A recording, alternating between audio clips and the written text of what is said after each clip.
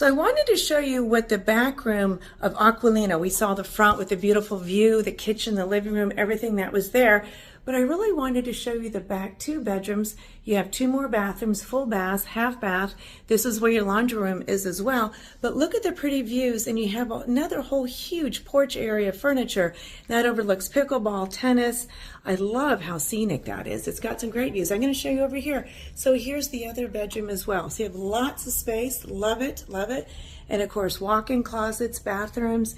But want to make sure that you were really able to see this space. So as I said, the front overlooks the water. This condo runs all the way through to the other side of the building. So two full balconies and just a great space. I'm impressed with the amount of bathrooms, the amount of bedrooms, the balconies. I have so much space for indoor, outdoor, and I can have coffee in the morning on one balcony.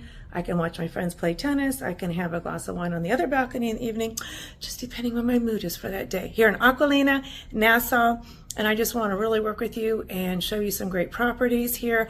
I have agents that I have teamed up with, and I want to make sure that you find the right agent to find your lifestyle, your price point, and these, as we said, can be rented as well.